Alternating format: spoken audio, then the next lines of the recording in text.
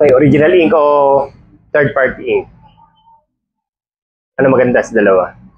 So, tutukan natin yun kung bakit noong mga nakaraan, lagi may nagtatanong sa akin, ano yung ink na ginagamit ko? Ano yung brand ng ink na ginagamit ko? So, ano ba talaga pinagkaiba niyan, yung original ink at yung third party ink na sinasabi? Okay. So, kung interesado ka, subaybayan mo to hanggang dulo para at least malaman mo kung ano yung talagang pinagkaiba nilang dalawa.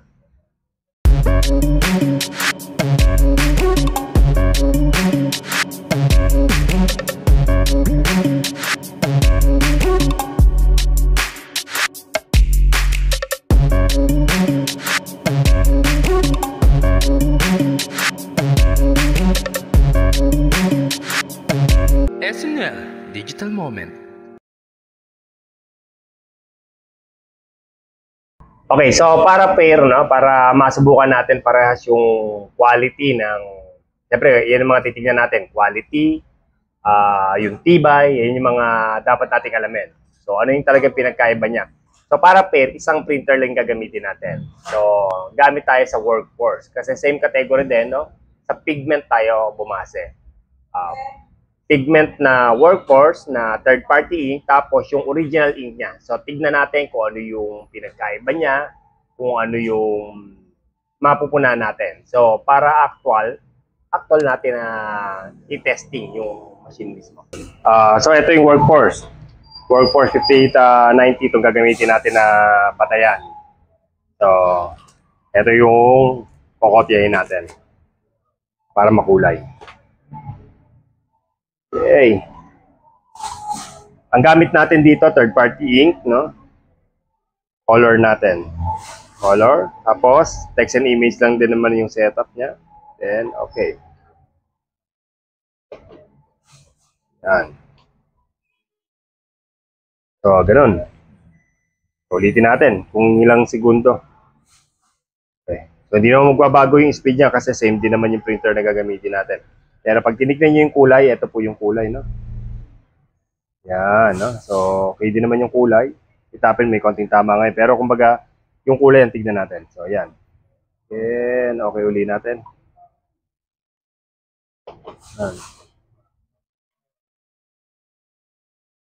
Oh, so, mga 7 seconds itong isang A4. So, yan yung quality ng kulay niya. So, para testingin natin, para pakita ko sa inyo, no? Na third party ink to. Saka may ano. So, ito po siya. Ang gamit natin. Naka-chipless po tayo. So, pigment ink ang gamit natin. Pigment. Gamit natin pigment Hansol.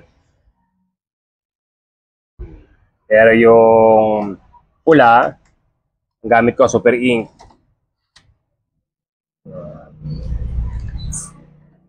Yan. So, lahat siya naka, ano. Then ngayon, palitan natin siya ng ink. So, ito yung initial na ink galing sa Epson. So, hindi. So, para sigurado ako, tinanggal ko rin yung chips. So, para mamaya, basahin niya yung ano, i-ano niya pa yung aking, so, tanggalin natin. Karga natin. Ano? Yan pa. Tapos, yellow.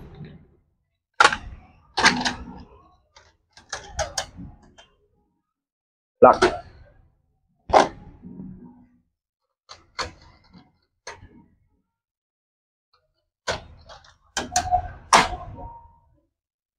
Okay, so kinabit ko yung original ink. So, pero syempre, yung tubo niyan, meron pa yan nung ink na third party. So, gagawin natin, mag-cleaning tayo. Maintenance, 20 cleaning. Para itapon niya muna yung laman ng mga... Okay. So, dalawang beses tayo nag-cleaning para medyo talagang wash out yung lumang ink, tapos ink na ng original. So, try natin. So, same din yung ating i-xerox. Ito rin. Xerox natin ng colored. Copy. Colored. Then, 2 copies. Para makita natin. Okay. Speed, hindi magbabago. Natural. Ito pa rin naman yung printer na ginamit natin. Quality ang makikita natin kung ano pinagbago. So, okay. Ito yung original ink. Ito yung third party ink. So, kung titignan natin, tumingkad po siya ng konting-konti. Kasi ang gamit ko rito is Hansol. So, medyo darken din talaga ang Hansol. So, compare mo sa original ink, mas matingkad pa rin po talaga. Mas vibrant pa rin po talaga yung original ink. At GB naman yun kasi Durabright pigment din ang gamit nito. So, yun po. So, yun, nakita nyo yung quality. So, ano pa yung isa pa nating kailangan na ipagkumpara? Siyempre yung presyo. Yan naman yung pinaka-importante. Okay, so ito estimate, mari medyo close lang to, no? Mari hindi ito yung pinaka-eksakto pero medyo close to. Ang presyo po dahil lang pinagbasihan natin itong workforce, no? So, babibase tayo sa 100 ml, no? Or yung kada cartridge nung bawat isa. So, ang per cartridge niyan, usually yan, naghahalaga po yan ng 2.8. Oh, 2.8. So, makaka-discount kayo dyan. Mga 2.5 makukuha niya yan. Kung 4 na cartridge, so, papapatak po yan ng 10K. Sabihin na natin, sa 2.5 lang tayo mag-compute, ha? So, more or less po, sa 6,000 print, sa 6,000 pages, nasa halaga po yan or more or less mga 1.67 peso. 1.67. So, piso and 67 centavos. Yun po ang estimated na costing per page ng original ink. So, pagdating po doon sa third party ink, kung ano man ang gamit mo, Kuyi, Hansol, o kung ano man brand, no?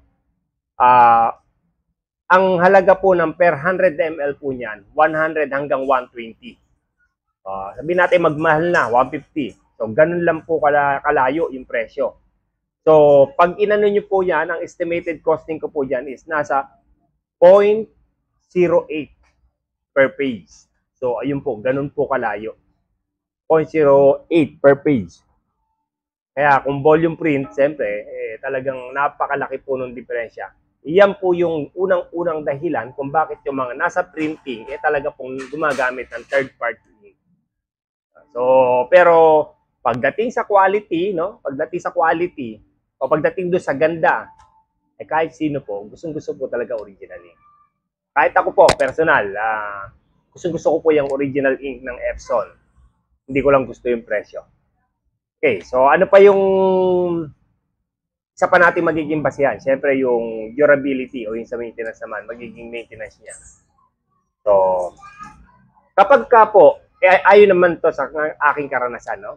Dahil gumagamit na tayo ng third party, yun naman talaga pagdating sa hanap buhay. Pagdating po sa maintenance, hindi po talaga maiiwasan yung pagkaklad. Nangyayari po talaga yan. Hindi katulad ng mga original na Durabright, parang napakatagal po talaga ng buhay ng head nyo. Pero kapag ka po naka third party ink na kayo, asahan nyo na po na pagka po madalas po rin yung magkaklad yung inyong printer. So, medyo mas makapadalas ng konti yung inyong pag-cleaning. So, kung hindi mo ganong minomonitor ang yung printer, asahan mo na ang pagbabara lagi ng printer mo. So, kung ikaw ay pang home base, ako, hanggat maaari, ina-advise ko lagi, original ink ang gamitin nyo. So, yun po So, maano nyo po. Kung nagtitipid ka, kung home base kung nagtitipid ka, doon ka sa third party.